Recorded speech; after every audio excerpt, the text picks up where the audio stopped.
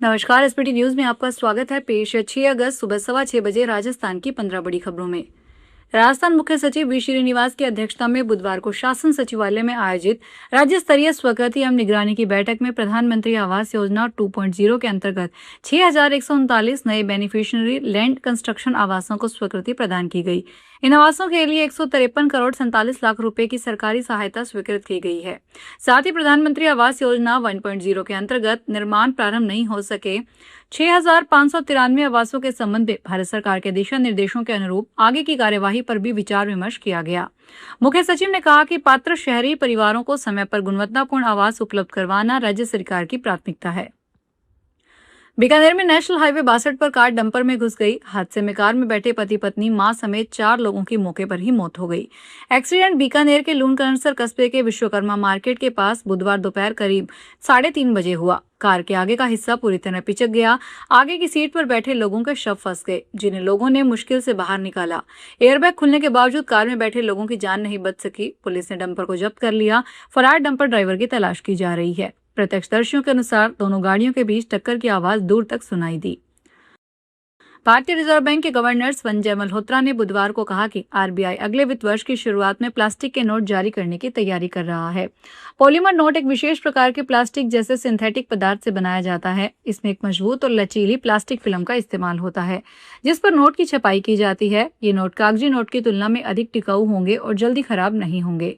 इनमें से 1 अरब नोट 10 रुपए के और 1 अरब नोट 20 रुपए के होंगे। हालांकि अभी कागजी नोटों को पूरी तरह से बदलने का कोई प्रस्ताव नहीं है। दोनों तरह के नोट साथ साथ चलन में रहेंगे। मौद्रिक नीति समीक्षा की घोषणा के बाद मल्होत्रा ने कहा कि कुछ देशों में पॉलीमर नोट का 30 वर्षों से अधिक समय तक चलने का रिकॉर्ड है। तबादला नीति लागू करने की मांग को लेकर जयपुर के शहीद स्मारक पर ग्रेड 3 शिक्षकों ने बुधवार को प्रदर्शन किया। शिक्षकों ने जल्द तबादले शुरू करने, डेपुटेशन नीति में पारदर्शिता लाने और सालों से लंबित मांगों का समाधान करने की मांग उठाई।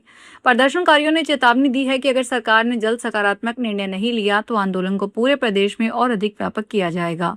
3rd ग्रेड शिक्षक संघर्ष समिति के प्रदेश संयोजक सुनील महिला ने कहा कि राजस्थान सरकार अपने चुनावी वादे से मुकर रही है। प्रदेश में 100 दिन में 3rd ग्रेड शिक्षकों का ट्रांसफर करने का वादा कर सरकार सत्ता में आई थी।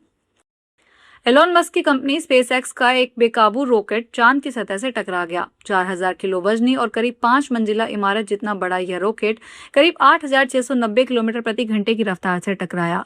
नासा ने कहा कि इस टक्कर से पृथ्वी को कोई खतरा नहीं है। हालांकि इस टक्कर की पुष्टि तस्वीरों के आने के बाद होगी। यह बेकाबू टुकड़ा स्पेसएक्स के फॉल्कन 9 रॉकेट का ऊपरी हिस्सा है। इसे जनवरी 2025 में फ्लोरिडा से अमेरिका और जापान के 2 लूनर लैंडर को अंतरिक्ष में भेजने के लिए लॉन्च किया गया था। मिशन पूरा होने के बाद रॉकेट का यह हिस्सा अंतरिक्ष में तैरता रह गया। राजस्थान यूनिवर्सिटी में छात्र संघ चुनाव बहाल करने और राजस्थानी भाषा विभाग की स्थापना की मांग को लेकर चल रहा आंदोलन अब और तेज हो गया है। बुधवार को विश्वविद्यालय परिसर में छात्रों ने अनोखे तरीके से प्रदर्शन किया। पहले संविधान पार्क स्थित संविधान स्तंभ के सामने जमीन पर लेटकर अपनी मांगों के समर्थन में गुहार लगाई और इसके बाद विश्वविद्यालय के मुख्य द्वार की ओर मार्च निकालने लगे। स्थिति बिगड़ने और यातायात प्रभावित होने की आशंका के बीच पुलिस ने कार्रवाई करते हुए 5 छात्र नेताओं को हिरासत में ले लिया। बुधवार दोपहर को बड़ी संख्या में छात्र नीरज खीचड़ की अगुवाई में राजस्थान यूनिवर्सिटी परिसर में एकत्र हुए। भ्रष्टाचार निरोधक ब्यूरो ने बुधवार को धोरीमन्ना पंचायत समिति की ग्राम पंचायत जूना खेड़ा में कार्यरत ग्राम विकास अधिकारी सपना को 4500 रुपए की रिश्वत लेते हुए रंगे हाथों गिरफ्तार किया। एसीबी के एएसपी नरेंद्र कुमार अणखिया ने बताया कि परिवादी ने शिकायत दर्ज करवाई थी कि ग्राम विकास अधिकारी प्रधानमंत्री आवास योजना की अंतिम किस्त जारी करवाने के लिए जरूरी जियो टैगिंग नहीं कर रही थी।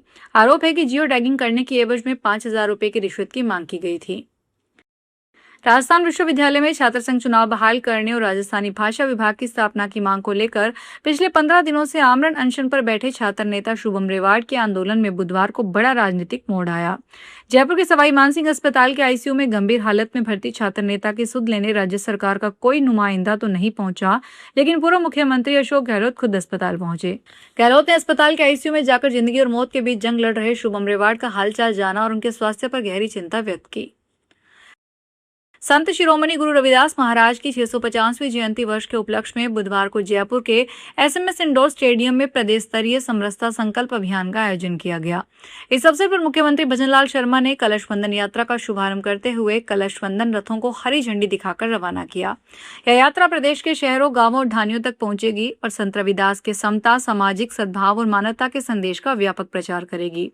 मुख्यमंत्री भजनलाल शर्मा ने कार्यक्रम को संबोधित करते हुए कहा कि संत गुरु रविदास ने अपने जीवन और वाणी से समानता, सेवा, सामाजिक समरसता और मानवता का जो संदेश दिया, वह आज भी समाज के लिए प्रेरणा स्रोत है। चूरू जिले के सुजानगढ़ में जनाना अस्पताल के बरामदे की छत का प्लास्टर एक महिला के सिर पर गिर गया। महिला के सिर में 2 टांके आए। घटना बुधवार दोपहर 1:18 की है। शहर के नाथों का तालाब स्थित दुर्गा दत्त फतेहपुरिया राजकीय मातृ एवं शिशु अस्पताल के मुख्य एंट्री गेट के आगे बरामदे की छत का प्लास्टर कई दिनों से जर्जर हालत में था।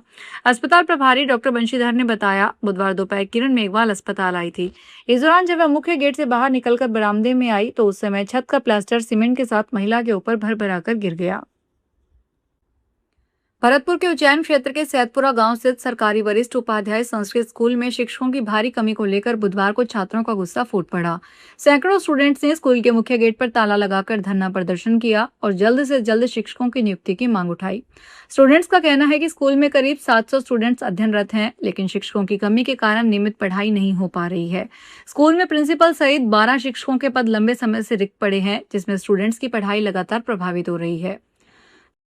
झुंझुनू में बेकाबू स्कॉर्पियो मोड़ पर बेकाबू होकर पेड़ से टकराकर पलट गई। इसमें सवार सेना के हवलदार और महिला कांस्टेबल के बेटे की मौके पर ही मौत हो गई, जबकि 2 गंभीर घायलों को जयपुर रेफर किया गया। हादसा इतना भीषण था कि दोनों युवकों के शव सड़क में आगे की सीट पर फंस गए। स्कॉर्पियो पूरी तरह डैमेज हो गई। जेसीबी से गेट तोड़कर घायलों और शवों को बाहर निकाला गया। परिजनों का आरोप है कि 30 लाख की गाड़ी में 6 में से एक भी एयरबैग नहीं खुला। नागौर शहर के मानसर रेलवे फाटक पर बने रेलवे ओवरब्रिज पर आखिरकार सुरक्षा रेलिंग लगाने का काम पूरा हो गया है। लगातार हो रहे सड़क हादसों और लंबे समय से उठ रही सुरक्षा की मांग के बाद राष्ट्रीय राजमार्ग की ओर से यह महत्वपूर्ण कदम उठाया गया है। रेलिंग लगने से अब अनियंत्रित होकर डिवाइडर से टकराने वाले वाहनों के पुल से नीचे गिरने की आशंका काफी हद तक कम हो जाएगी। मानसर आरओबी शुरू होने के बाद से यह पुल कई गंभीर हादसों का गवाह बन चुका है। पिछले करीब 3 सालों में यहाँ आधा दर्जन से अधिक बड़े हादसे हुए, जिनमें 8 से ज्यादा लोगों की जान चली गई। राजस्थान के नागौर शहर से ऑनलाइन फ्रॉड और साइबर की ठगी का एक सनसनीखेज मामला सामने आया है। शहर के डीडवाना रोड पर स्थित बैंक ऑफ बड़ौदा के एटीएम बूथ में नकदी निकालने आई एक महिला को 2 शातिर बदमाशों ने अपनी बातों के जाल में उलझा लिया। मदद करने का झांसा देकर आरोपियों ने महिला का एटीएम पिन जान लिया और मौका पाते ही उसका असली एटीएम कार्ड किसी दूसरे फर्जी कार्ड से बदल दिया। पीड़िता की शिकायत मिलने के बाद कोतवाली थाना पुलिस ने धोखाधड़ी का मामला दर्ज करके जांच शुरू कर दी। जानकारी के मुताबिक पीड़ित महिला डीडवाना रोड पर स्थित बैंक ऑफ बड़ौदा के एटीएम बूथ पर कैश निकालने पहुंची थी। उसी दौरान एटीएम के भीतर पहले से ताक में मौजूद 2 अज्ञात युवकों ने सहायता के बहाने महिला से बातचीत शुरू की। राजस्थान के राज्यपाल हरिभाऊ कृष्णराव बागड़े ने बुधवार को लोक भवन में ग्रामीण विकास विभाग से जुड़े कार्यों की समीक्षा की। इस दौरान उन्होंने गांवों के प्रभावी विकास को सर्वोच्च प्राथमिकता देते हुए कार्य करने का आह्वान किया। उन्होंने प्रधानमंत्री आवास योजना, लखपति दीदी और बीवीजी राम जी के तहत राजस्थान में हुए कार्यों के प्रस्तुतिकरण को देखकर इनके तहत हो रही उपलब्धियों की विशेष रूप से सराहना की। राज्यपाल ने गाँवों में हस्तकलाओं और कौशल विकास से जुड़े कार्यों के प्रशिक्षण के लिए समुचित व्यवस्था किए जाने का भी आह्वान किया। राज्यपाल ने लखपति दीदी योजना, हर घर नल, सभी गांवों में 100% शौचालय के अंतर्गत हुए कार्यों की भी बैठक में विशेष रूप से समीक्षा की। तो ये थी राजस्थान की 15 बड़ी खबरें। अगर आपको हमारा बुलेटिन पसंद आया हो तो वीडियो को लाइक करें, अपने दोस्तों से शेयर करें और चैनल को सब्सक्राइब करना ना भूलें। फिर मिलेंगे नई खबरों के साथ। धन्यवाद।